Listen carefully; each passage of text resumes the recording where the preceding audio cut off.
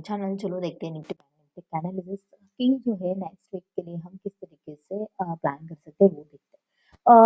Nifty का chart देखा जाए तो बहुत ही ज़्यादा पॉजिटिव दिख रहा है। ऑल टाइम हाई के नियर बाय ये ट्रेड कर रहा है 22,200 के आसपास। ये इसने 22,100 के आसपास इसने जो ऑल टाइम हाई मारा था, और जो फ्राइडे का क्लोजिंग है इज समवेयर अराउंड 22,000। ठीक है, तो यहाँ पे हमें क्लोजिंग मिल चुका है, तो किस तरीके से हम प्लान कर सकते हैं वो देखते हैं। तो नेक्स्ट वीक जो है एक बहुत ही बढ़िया से एक ग्रीन कैंडल दिखाई दे सकती है। अपसाइड हमें जो है एक मोमेंटम दिख सकता है। दो प्रकार के ट्रेडिंग रह सकते हैं। एक तो ये नेक्स्ट वीक पॉज ले सकता है, क्योंकि जिस तरीके से ये मोमेंटम करके आया है उस तरीके से देखा जाए तो एक तो ये पॉज मोमेंटम कर सकता है, यानी कि इस तरीके की या इस तरीके के कैंडल बना सकता है और उसके बाद मोमेंटम दे सकता है, या तो एक डायरेक्टली एक मोमेंटम हमें दिखाई दे सकता है।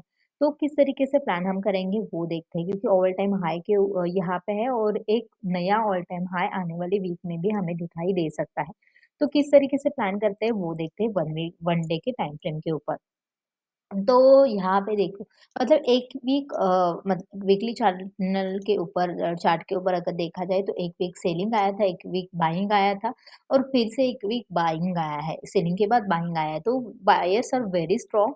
पर अभी जो है बायर्स बाइंग के मार्केट हम किस तरीके से पहचान सकते हैं? सेलिंग का मार्केट अगर पहचानना हो तो सीधी बात है, मतलब सेलिंग के लिए बड़े-बड़े कैंडल बनाता है। जिस तरीके से यहाँ पे कैंडल बना रहा था, उस तरीके से लग रहा था कि ये सेलिंग का मार्केट है। और बाइंग का हमारे मार्केट किस तरीके से पहचाना जाता है, तो बाइंग का मार्केट गैप अप ओपन होके चला जाता है। तो बाइंग का मार्केट जनरली हाथ में नहीं आता और वो क्या होता है, मार्केट हाथ से चला जाता है। तो वहाँ पे जो है पोजिशनल लोग ज़्यादा कमाते हैं, ना कि हमारे जैसे रिटेलर या जो इंट्राडे करते हैं वो अक्सर ज़्यादा कमा नहीं पाते। तो यहाँ पे किस तरीके से हम प्लान कर सकते हैं वो देखते हैं। निफ्टी तो मतलब वैसे देखा जाए तो बहुत ही स्ट्रॉन्ग है। यहाँ पे देखा जाए तो यहाँ पे जिस तरीके से लेवल निकल के आ रहे हैं 21,100 या यानी कि 118 के शायद यहाँ पे इसी लेवल के आसपास एक हाई है।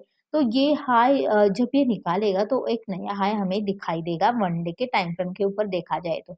पर यहाँ पे जो है कैंडल जिस तरीके से ये बना रहा है, हमने 2 दिन से हम बोल रहे हैं कि मार्केट एक पॉज़ ले सकता है, क्योंकि बहुत ही बढ़िया से कैंडल मार्केट ऑलरेडी बना चुका है। यहाँ पे बहुत बड़े-बड़े कैंडल बना चुका है, तो एक पॉज़ ले सकता है और उसी तरीके से 2 दिन से ये पॉज़ ले रहा है, तो हो सकता है कि गैप अप खुला तो फिर से ये पॉज़ जैसा ही दिखाई दे, ऊपर भी जाए, नीचे भी जाए, मिड में आके कहीं पे तो क्लोज़ हो जाए।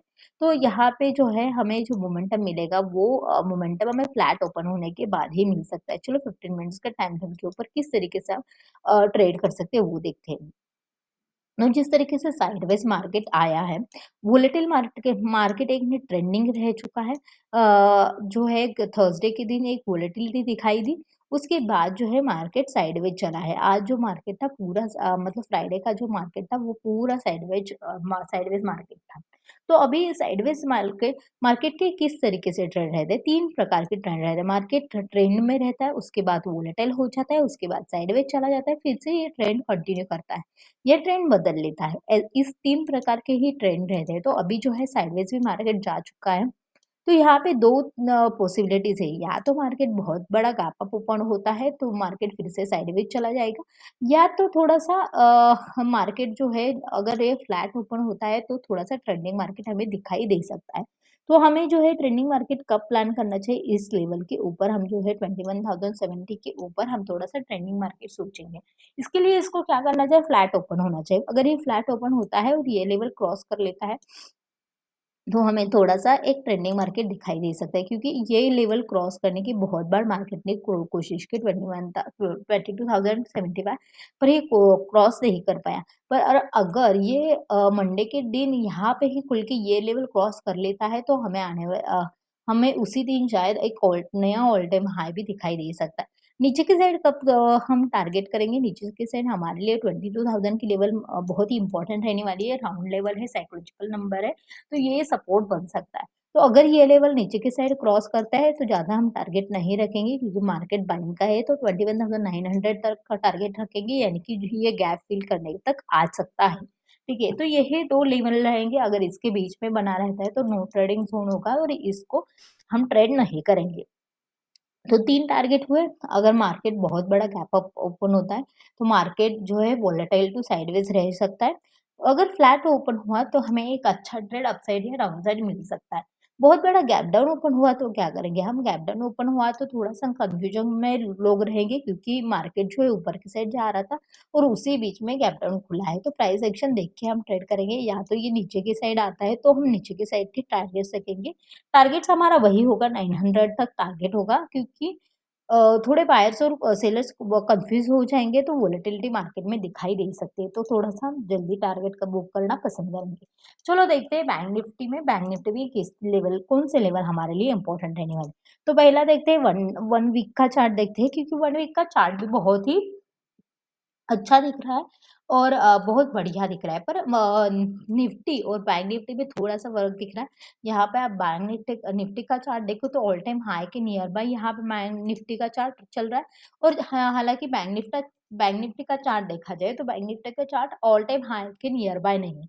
तो अगर मार्केट में बाइंग आती है तो चांसेस आर वेरी हाई कि बैंक निफ्टी में बहुत सारी बाइंग आ सकती है क्योंकि बहुत टाइम क्या होता है कि निफ्टी और बैंक निफ्टी दोनों भी ऑल टाइम हाई के आसपास ही रहते हैं। अगर मतलब दोनों भी एक जैसे बिहेव करते हैं, एक जैसा ही आसपास बिहेव करती है, एक जैसा करे या ना करे वो अलग बात है, पर आसपास ही रहते हैं। तो यहाँ पे ये तो बहुत ही दूर है ऑल टाइम हाई के। तो यहाँ पे चांसेस आर वेरी हाई कि ये जो है नेक्स्ट वीक में जो है एक बढ़िया से कैंडल बना के ये ऑल टाइम हाई के पास जाए बैंक निफ्टी और निफ्टी जो है शायद पॉज़ ले सकती है क्योंकि दोनों को अगर मैच करना है, तो निफ्टी में एक पॉज़ कैंडल दिखाई दे सकती है और बैंक निफ्टी में एक ग्रीन कैंडल दिखाई दे सकती है बाइंग के साइड। चलो देखते हैं 1 डे के टाइम फ्रेम के ऊपर क्योंकि यहाँ पे फिर से मैं दोहरा रही हूँ कि जिस तरीके से सेलिंग आया, उसके साथ बाइंग आया, सेलिंग आया, फिर से बायर्स आए।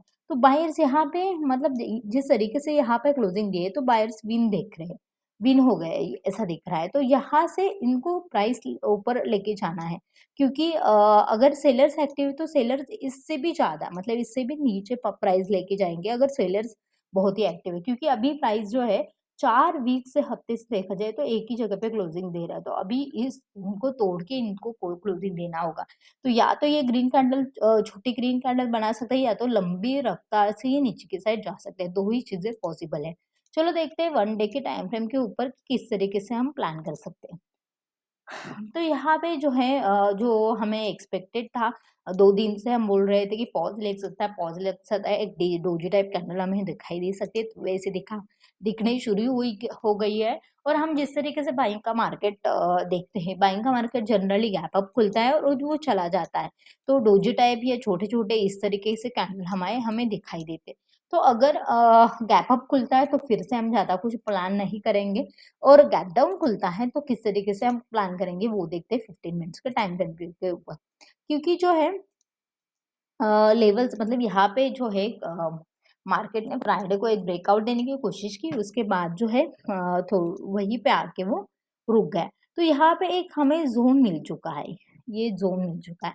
तो 44,500 विल बी द लेवल जिसके ऊपर हम बाइंग के लिए सोचेंगे और नीचे की साइड कब सोचेंगे 44,300 विल बी द लेवल जहाँ पे हम डाउन साइड सोचेंगे। डाउन साइड फिर भी हम ज़्यादा नहीं सोचेंगे 46,100 विल बी द टारगेट यानी कि 200 पॉइंट्स का नीचे के साइड टारगेट होगा और ऊपर के साइड थोड़ा-सा ज़्यादा हमारा टारगेट होगा, ठीक है?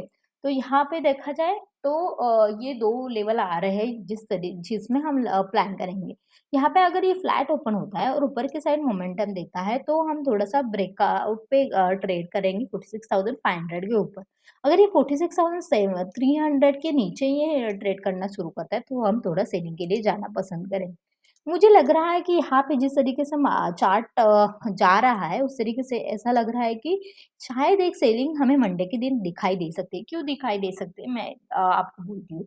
क्योंकि मार्केट जिस तरीके से यहाँ से लेके यहाँ तक मोमेंटम प्रकार से गिरा है, वो 90 डिग्री में मोमेंटम गया है और 90 डिग्री में कोई भी जो है ट्रेड नहीं जाता। यहाँ पे देखो ना, यहाँ पे ट्रेड आया, बेंड हुआ, फिर से ट्रेड कंटिन्यू हुआ, फिर से ब्रेंड हुआ और उसके बाद कंटिन्यू में जाना चाहिए।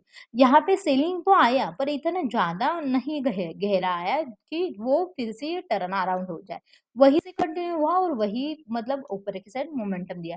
ये 90 डिग्री का ट्रेंड लग रहा है तो 90 डिग्री का ट्रेंड कभी भी बेंड होने के चांसेस होते हैं। तो चलो 1 आवर के चार्ट के ऊपर दिखाती हूँ ताकि आपको जो है क्लियर एक डायरेक्शन दिखाई दे।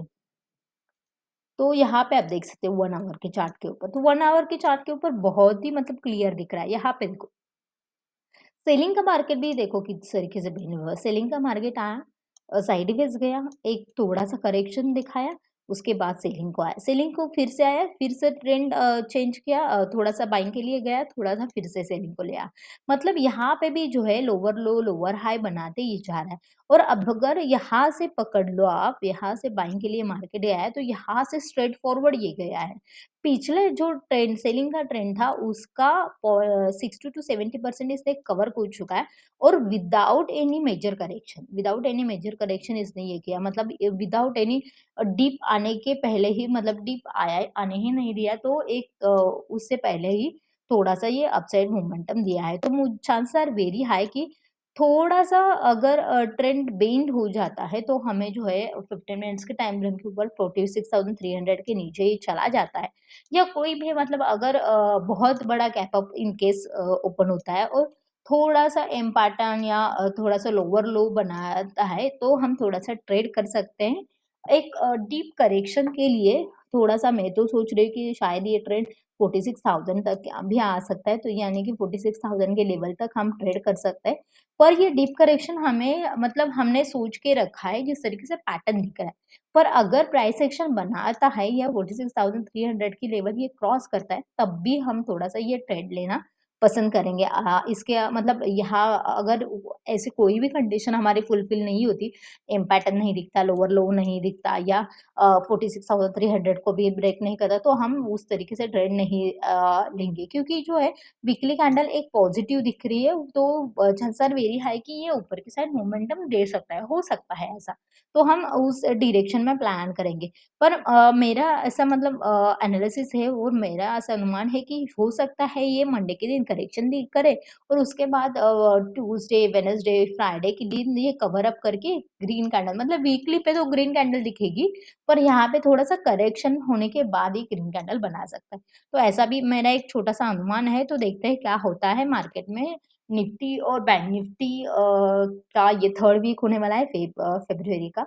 So that's it for today's guys आपको ये वीडियो कैसे लगा वो कमेंट बॉक्स में ज़रूर बताना, लाइक करना, शेयर करना, सब्सक्राइब करना। Thanks for watching, bye bye.